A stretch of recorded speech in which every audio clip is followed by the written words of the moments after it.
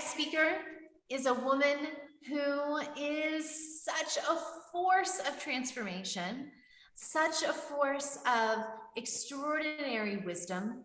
I am so excited to introduce to you the incredible, beautiful, wise Rebecca Thorne. Let's give her a huge round of applause. Rebecca! Yay, Rebecca! Oh, Rebecca! You're beautiful. Yay, Rebecca! Oh my gosh, you are amazing! Stair. Awesome. All right. So take what you need. Take what you need. I love it. Whenever you're ready, we are here ready for you. Thank you. Thank you so much. That feels so amazing. So my name is Rebecca, and the name of my talk is The Voice. And I'm going to start by telling you a true story. I just moved into a new home and my kids were little. So this was like 15 years ago, elementary school age. And I had just put them to bed. They had their bedtime stories read. They had their glasses of water. And those last questions they ask as you're leaving the door were answered, and they were finally asleep. And I was still upstairs when I heard our newest family member downstairs starting to stir. This was Lucy, our new puppy, and she was ready to get out of her crate. Well, I didn't want her waking the girls up. So I just hustled down the hallway and I took a quick left turn and I took about 3 steps down. And all of a sudden, the oddest thing happened. I heard this voice say to me, "Turn on the stair lights." Now, in case you don't know what stair lights are, they're like street lights. They light your way where you're going. And it's really helpful when it's dark. And it was dark then, but I immediately responded, "I'm fine." Such a typical mother response. And I just kept it moving. So I got down, I hustled down the steps. And I got down to the last step and I took a quick right to go into the room where Lucy was. And all of a sudden, bam, I was flat on my back laying in the foyer. And I heard, "Mom, are you okay?" I couldn't believe it. I woke the girls up. If I had only listened to that voice, I would have seen that I had one more step to get to the bottom. But that wasn't the worst part of waking the girls up. The worst part was that I broke my foot. Now, this talk is about how life completely changed when I started listening to the voice. It led me to myself. You could even say I had a spiritual awakening, but I didn't know that then. Because waking up to your higher self, that's a process. Now, that voice got my attention, but it's what happened after that changed the trajectory of my life. See, that broken foot, that slowed me down. And it really gave me space to notice that others can do things too. But honestly, as soon as I was able, I was just back at it. I was just back in that life running around being crazy. So several months had passed by. And that voice spoke to me again. I was carrying a laundry basket through the bedroom. And all of a sudden, I just froze. It was just another odd thing. And then I clearly heard that voice say to me, "You are unhappy. This life is not working out for you." Oh, well, that shook me up. And that got my attention because I knew it was the truth. I could feel it in my core. And see that voice, it wasn't shaming me or criticizing me. It didn't make me feel bad about myself. That voice, it sounded like me, but it came from a deeper place within. I consider it divine guidance. And that voice was telling me the quintessential truth of what I was denying within myself.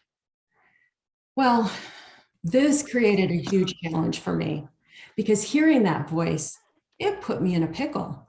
Because if I listened to it, I had to be real honest about myself. And that was pretty scary. You see, I've spent years figuring out how to do life the right way. Often I felt like an outsider and I wanted to be an insider. I learned the rules of what you're supposed to do to fit in. And I learned how not to listen to myself. So I had to decide, who was I going to listen to? Others or the voice? Well, I wouldn't be giving this talk if I continued to listen to others.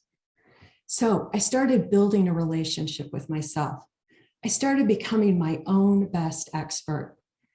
I realized no one else can make me as happy as I can make myself.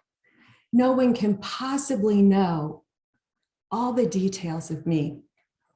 I lived by this mantra, and I always said to myself all the time, I can have joy. And that got me through some really rough times. And it kept me focused on what I was going for. My life became easier, and my unsolvable problems, they became solvable. Now, sure, I still have plenty of challenges, but they're not hard like they used to be. Life's become clearer, and it makes sense now. So I want to share one last story with you. And it illustrates how following my voice over the years has expanded and continues to surprise me, really giving me the gifts of the unseen world. So I grew up in the Midwest, middle-class family. I had one older sister. Every summer, my parents would pile us in the car for a week or two at a time, and we drove in every state in the country. I mean, I've seen like the giant ball, everything, except Alaska. I remember when we were in Mount Rushmore, we got back in the car and my dad turned the car on, and on the radio, they announced that Elvis Presley had died. And I remember when I was around 10, we were in Las Vegas, and my parents took us to a pizza parlor, and it was kind of dark, and there was a slot machine in the back. And so they let us pull the lever to see if we could win some money. I think I won some nickels. My parents loved us, and I know not everyone gets a family like mine. So we were really lucky. So when they aged into their 80s and their health started to decline. Now in 2018, my mom was 86 when she transitioned out of her body. She was the first to leave. My parents had been married for 65 years. My dad had Alzheimer's. And so when mom was in hospice and we were all there, he was there too. But he couldn't remember because he had no short-term memory. So for the last 2 years, Dad had always been looking around for mom, always asking about her, until last December. That's when he left his body. He was almost 88. Now you see, he got sick and he stopped eating and he stopped talking and he just stopped moving and he just laid in his bed. And I knew he was leaving, but it was so painful. Was he in pain? Was he suffering? I kept wondering, did his mind feel trapped in his motionless body? Now, have you heard the saying, ask and you shall receive? Well, I find that to be very true. Because over the years, when something doesn't make sense, or I have a deep wondering about whatever it is, I've learned to ask questions and wait. So within a few days, the universe answered the questions I had about my dad. I'll never forget, it was 3 days before he passed. It was a Friday. I went to bed and I closed my eyes. And all of a sudden I could see mountains and bright colors and geometric shapes. I mean, it felt like I was flying. I started at the bottom of the mountain and I flew up to the top of the mountain. It was real, but it wasn't real all at the same time. I was awake and I felt my body in my bed. I could feel my husband sleeping next to me. But I was seeing something else. And I didn't understand what was going on. So I asked, what is this? Where am I? And then I heard my dad's voice. It was so clear. He said, hey, honey, Come join me. I'm visiting all the places we went to on vacation. I mean, he was so happy. Like all the heaviness of this lifetime, the burdens that he carried around, they were gone. He was having a really good time. And all my worries just completely dissolved away because I knew he wasn't in pain and he wasn't feeling fear. His soul was energetically unwinding from his body. He was having an experience of love. So that following Monday morning, he left. He passed and transitioned. And that afternoon, I sat outside on my lanai and the sun was warm and I closed my eyes and I dropped into a space of meditation.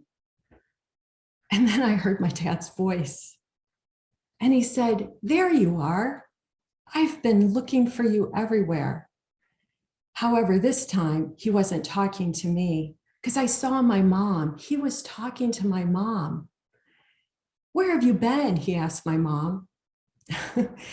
And I'll never forget, she looked over at me and she always had this like cute little playful eye roll.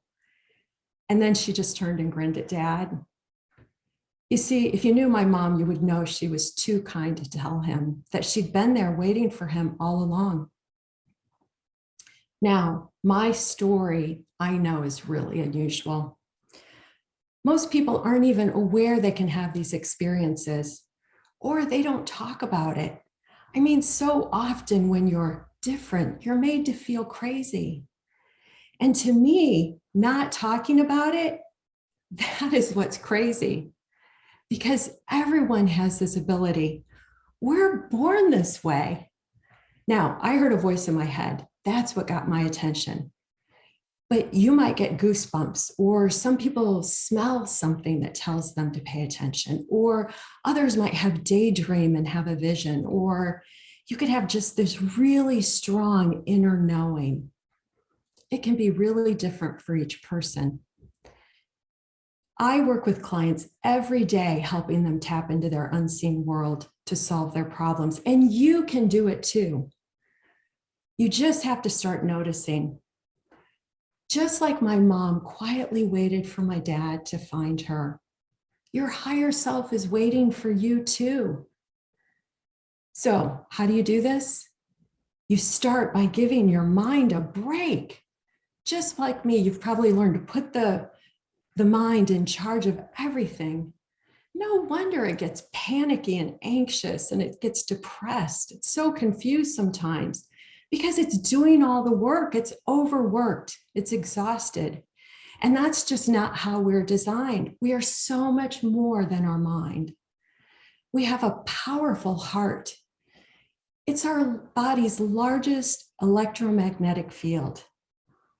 Your heart sends more information to your brain than your brain sends to your heart.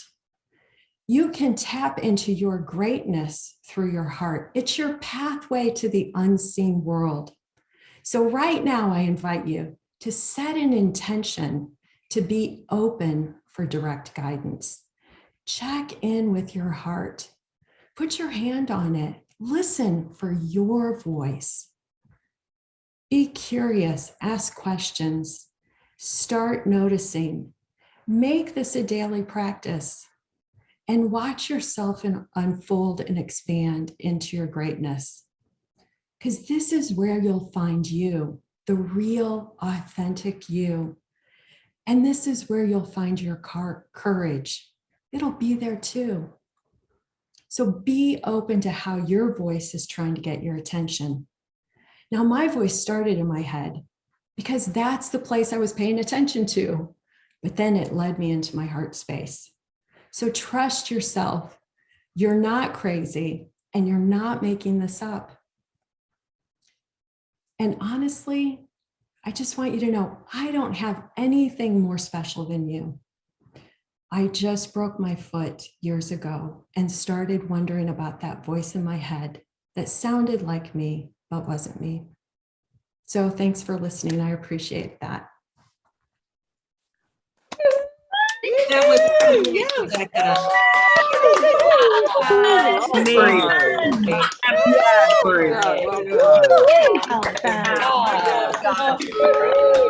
Oh, good. Thank you, Becca. So good. So good. Awesome. Oh, Rebecca, wow. Wow. Just wow. All right. Who wants to go? Reflect back to her. What'd you love?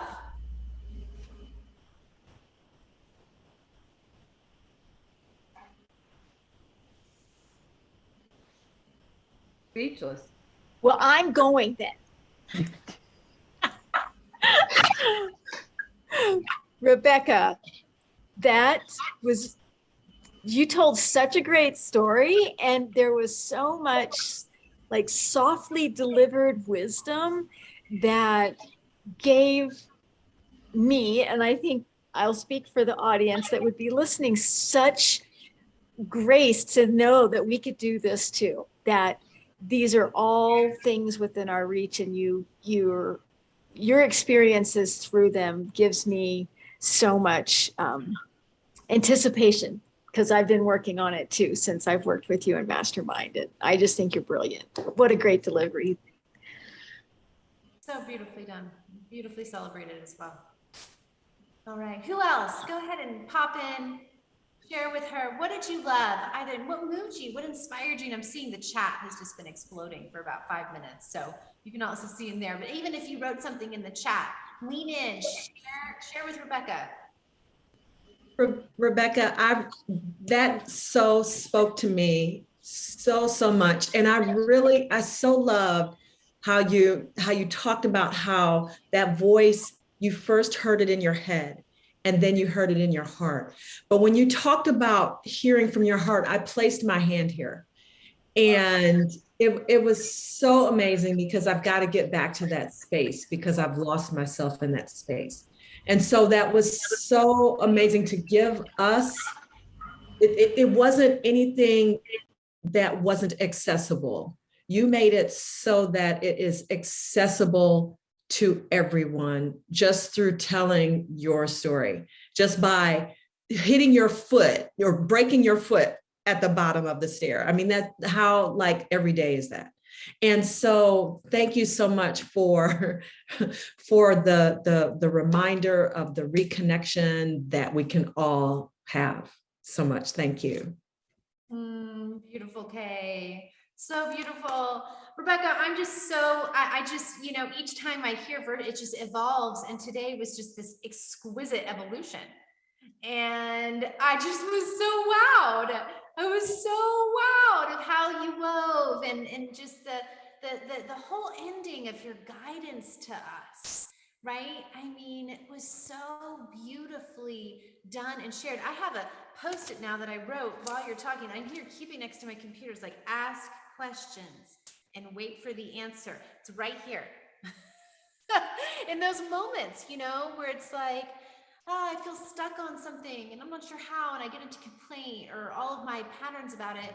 Instead, just the simple reminder of just ask questions and wait, right? So that just really deeply, I mean, it felt like you are the guidance here for me now, reminding me of how important this is. So thank you for this exquisite work of art. And it's so beautiful to be witness to you on this journey. And I hope you're really taking in the incredible messages here in the chat from so many women. Let's give her another huge round of applause. Rebecca, thank you. Beautiful, Rebecca. That was awesome. Thank you.